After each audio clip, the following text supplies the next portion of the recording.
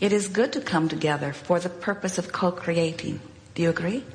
Yes. Co-creating at its best, yes. We come from non-physical. You are focused from physical, but you are more non-physical than you are physical. Do you know that? Not possible at all to separate the physical you from the non-physical you.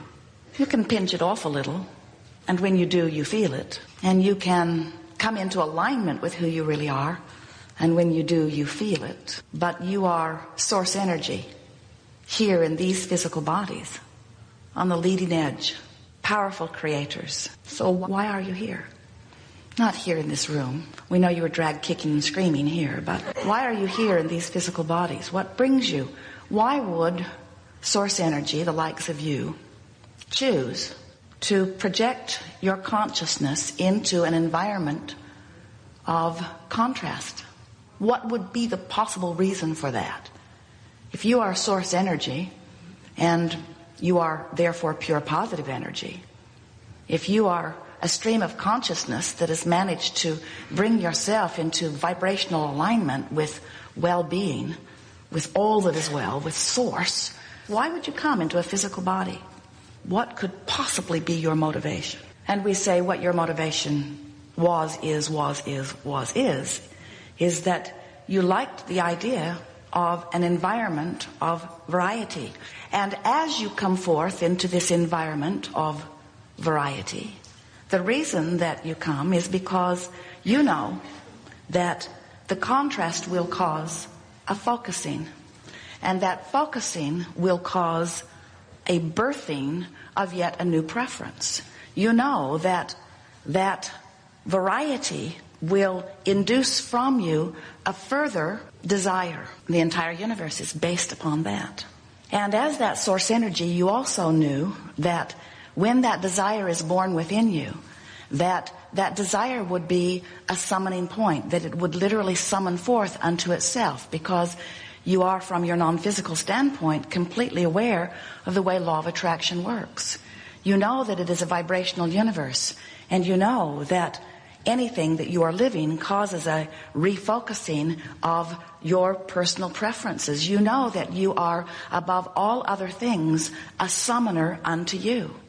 So you said, I would like to project a part of my consciousness into a variety that would stimulate new preferences. And as those new preferences are born, I know that those new preferences will summon unto them. And the evolution of all things is about that. So in simple terms and accurate terms, we could say to you that the contrast that sometimes you struggle within is the very basis of the eternalness that we all experience, because you cannot stop processing, and in your processing you cannot stop determining from your personal perspective, and that personal perspective therefore summons unto itself. So the eternalness continues. So see it as it is. From some point of consciousness you imagine something more, and you are so good at imagining it that you bring it about. We'll talk more about the evolution of thought into manifestation later on. So you imagine something, like from your non-physical, you imagine yourself in a physical environment, and in that imagery it comes about, and now you stand in that leading edge being that you imagined from non-physical, but you don't cease your processing, you don't cease your personal determining. You continue to give birth to desires which continue to summon forward. When a preference is born within you, it is seen by the larger part of you, by the non-physical part of you, by the God within you, by the all that is.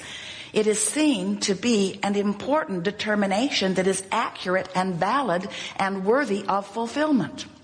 Because no one could choose better what is best for you than you right out here on the leading edge.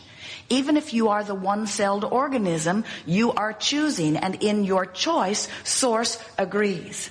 So some of you who have been listening to us for a while may have heard us say that when you ask, it is given, every single time. You may have heard us say that there are 3 steps to the creative process. Step 1 is ask. Contrast helps you do that. You don't even have to be consciously aware. Contrast will induce a request from you. So step 1, automatic. Step 2, not your work, because the non-physical source energy is the answerer of what you are asking for. And then step 3 is you, from your physical perspective, must become a vibrational match to what you are asking for. So now we are wanting you to understand that step 1 and that step 2 happens because contrast causes you to ask, and source knows the perfection of your ability to ask and says yes immediately. So you're having an experience where something happens that you do not like. You observe something that you do not like, and in the midst of that, an automatic recognition of what would be specifically better about this specific incident moves out of you. Flows like a rocket. And source, the broader part of you, follows that rocket. In other words, in the moment that at any level of your being, even a cellular level of your being, something is determined that would be an improvement to this leading edge, worthy creator that is you, source immediately becomes one with that request. Immediately becomes one with that request. So now, a very powerful point of vibrational relativity has been established. A new desire has been born, and source has become it. That's why when you ask, it is given every single time. So the only question is, and it's really the question that we talk about all day, every day in these Art of Allowing workshops, is what are you doing with your now human personality perspective ego to hold yourself in alignment with what you have just become, or to hold yourself not in alignment with what you have just become. And when you are doing something that brings you into alignment with what you have just become, you feel wonderful. And if you are doing something that is holding you apart from what you have just become, you don't feel so good. In other words, when you allow yourself to be who you really are, you feel the fulfillment of that. But when you hold yourself apart from that, you feel the uneasiness of that. Isn't that wonderful? You have this guidance system within you that lets you know your vibrational alignment or not. You have to find a way to vibrate in alignment with what you're asking for, because if your signal is not about what you're asking for, law of attraction cannot deliver it to you. If you've got part of your signal saying more money please, and part of your signal saying there's never enough for me, there is injustice in the world, those people over there have more than their fair share, bad things happened in my life and I didn't get queued up for the receiving of money, my part of the world doesn't make enough money, the place that I live never gets enough money, the chips are stacked against me. In that beating of that drum, you are holding yourself apart from what you're asking for. And the negative emotion that you call fear, or the negative emotion that you call anger, or the negative emotion that you call frustration, are your indications of your vibrational relativity to what you're asking for. So we want you, as you move forward forevermore, to be aware of these 2 points of vibrational relativity, because everything that you live is based upon that. Everything. Everything you feel and everything that you attract, everything that you live, everything that you are, everything is about your management of the vibration between those 2 points of vibrational relativity. We like to say lovingly to you that you really sort of live life in the crack. The crack between. In other words, life is always about how much am I allowing myself to be that which I have become. Now, it sounds like we're trying to get you to clean up your vibration just so that you can positively affect your manifestations. And the reason that we are talking in that direction is because we know how much you care about your manifestations. Your manifestations are your life, aren't they? But the real reason that we want you to care about how you feel is because we care about how you feel. We just don't see why you would put up with frustration when you could easily choose joy. We don't know why you would choose an attitude of criticism when appreciation feels so much better.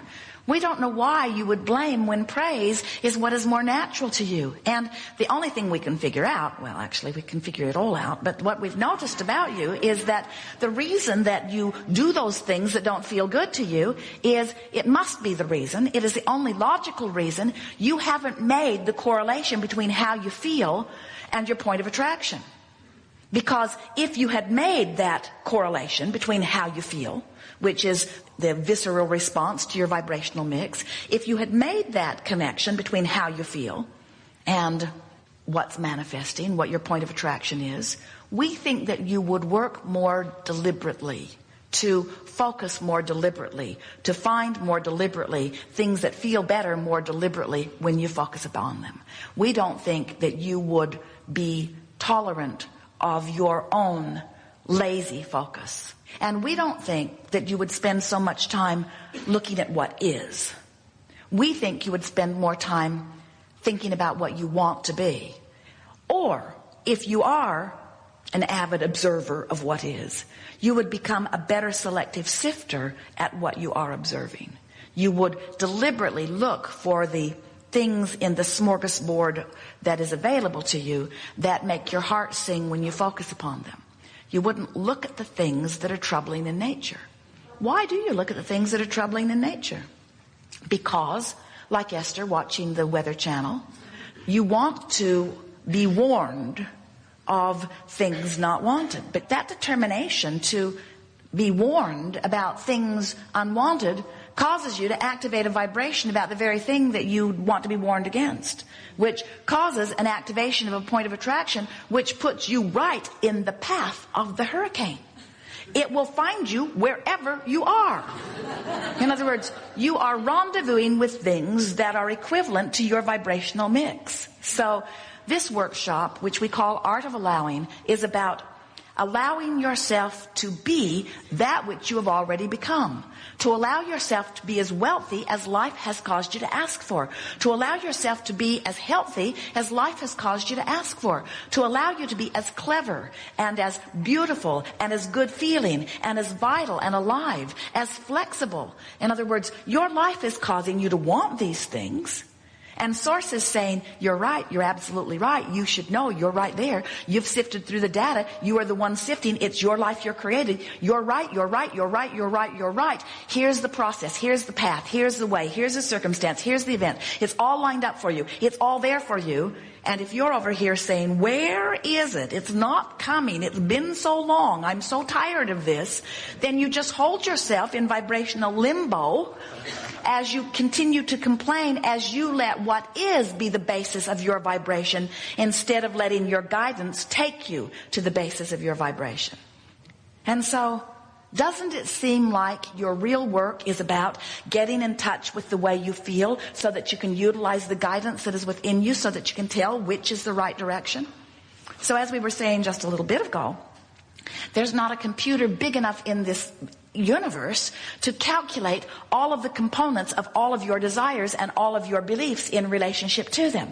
There's just too much. But you have guidance within you that is calculating it in every moment. So much so that every thought you think, every word you speak, every action you offer is evaluated, and you're getting instant feedback to know your direction. It is the most incredible gyroscope, the most incredible navigational system that is ever imaginable, and it is within you, and it is active and working for you in every day. But you got to care how you feel, and you got to know what how you feel means, and you got to understand that if you don't feel bad, you're moving towards something that you will like when you get there, and that if you do feel bad, you're moving towards something that you're not going to like when you get there. You just got to get those simple elements in place. You got to care how you feel. Now, having said that, we want you to care how you feel. We just don't want you to beat yourself up about how you feel. We don't want you to feel bad about feeling bad. We want you to feel glad that you know that you feel bad. We want you to feel glad that you are aware of your guidance, because now you've activated your awareness of which way is the way you want to go. When Jerry and Esther are in Yuma or out there in the desert, they're not mad that they're not in San Diego, because they know they're on their way to San Diego.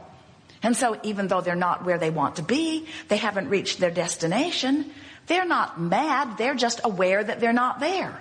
And that's what your emotions mean to you. They are not the basis with which you club yourself over the head and pronounce yourself unworthy. They are the basis. They are the basis. They are only the basis. Let's see if we can be really clear about this. They are only the basis that determines the direction of your movement.